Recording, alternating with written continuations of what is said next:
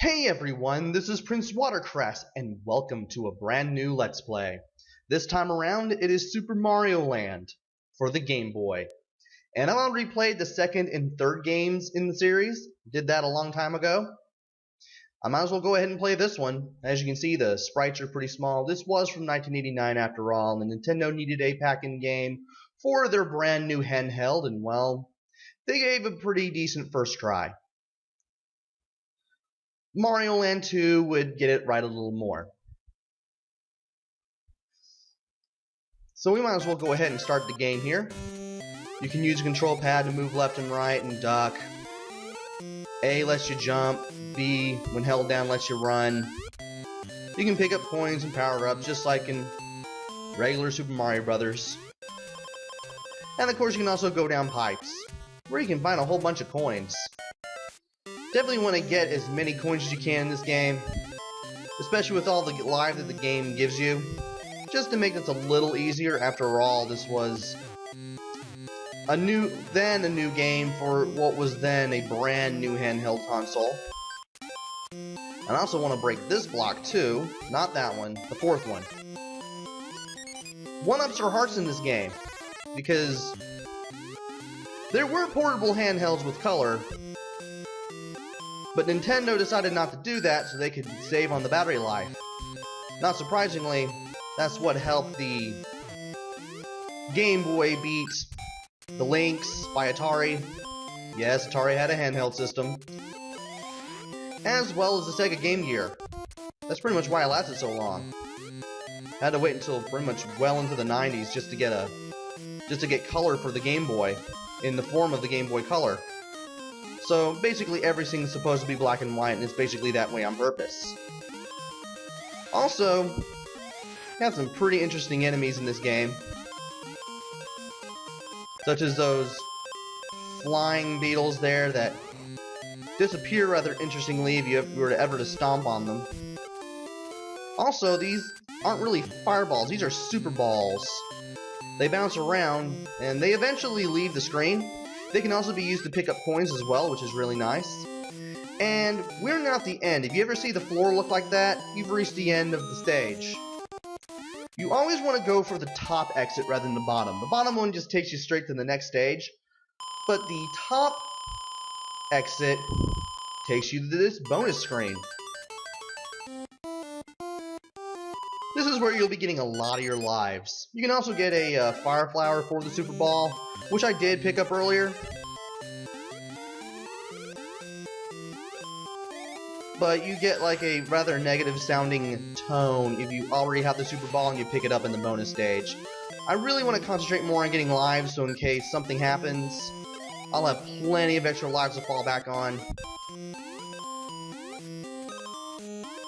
And we are now on World 1-2, which has those little flying beads that throw the spears downwards. I should mention something about the Koopas. If you ever stomp on them, they actually turn into these little bombs, and if the explosion hits you, you're going to be powered down.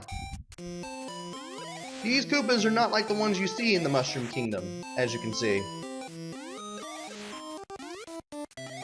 And I did manage to hit that guy, but he managed to power me back down to Small Mario there, which kind of stunk, but what can you do? Definitely don't want to fall down the pits as well, even though it may seem like there's some sort of ground below, there really isn't. Don't let the background fool you. And there's another extra life. I'm glad I managed to watch out for that and pick it up when I could. So yeah, you're going to be doing a lot of platforming here in World 1-2. This game is already not playing around, and we're only in the second stage of the entire game. And every world has 3 stages instead of 4. Also, falling blocks. Want to time your jumps carefully so you can get to the top exit on this. So every world has 3 stages. So we've been through 1-1, we've just beat 1-2. We're going to be going through 1-3 pretty shortly after I get this extra life. By the way, I'm not going to find every hidden coin chamber in every pipe that has one. I'm not going to find every secret. I do want to have a good time with this. I know there's a way to get those coins up there. Also, you want to watch out for the blocks here. Pay very close attention. Be careful. And of course, you also want to watch out for the piranha plants as well. And gee, that obviously could not have been a falling block. Right. Okay. You want to be very careful not to hit any piranha plants. I'm not sure those are really piranha plants. Those are probably different kinds of plants. And those two blocks up there were moving kind of funny when I scrolled the screen, so I know that those were going to be evil blocks that are going to try to crush me and power me down if they touched me. Also, want to be very careful here. Jump up here, find this little hidden platform. Stand on it, it'll take you up here, where you can go up this pipe. If you ever wondered how to get up that pipe, now you know. So, let's go ahead and crush some blocks. 50 points each, as well as get all these coins, which are 100 each.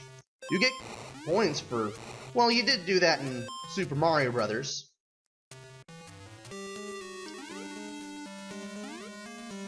But you definitely do get points for breaking blocks and getting coins here too, which is actually pretty interesting. If you were small, you'd be able to get into those lower openings there, and you'd be able to get a lot of coins, and even break those blocks. Wow, I was not paying attention. Since I don't have my super balls, I might as well go ahead and break some blocks. This one up here above the second Sphinx in the background, that will contain the super ball in case you need one, and you're already Super Mario. Also, these Sphinxes will take one bop to the head or 2 fireballs in order to kill. Now we have a boss. Might as well go ahead and kill him with the super balls if we can for 5,000 extra points. And then when you jump onto that button, you'll open the door, clear the stage. If the boss is still there, the boss will be destroyed. And then you'll be able to go into the chamber and rescue Daisy, who happens to be the princess of the world we're in. This isn't the Mushroom Kingdom. As far as I can tell, this is Sarasa Land. But of course, instead of giving us the "your princess is in another castle," they give us, "this is not the princess, period. This is just a trap laid by Tatanka." Not Tatanka, the Native American from WWE. We're talking about Tatanga. T-A-T-A-N-G-A, who happened to be some sort of space alien who just so happened to kidnap Daisy. And then Mario finds out about it, and then that pretty much sets the events of Super Mario Land in motion. So now we are in World 2-1, but that will have to wait until the next video. Join me next time where I go through the second world. Until then, this is PrinceWatercress. Take care, stay safe, and thanks for watching!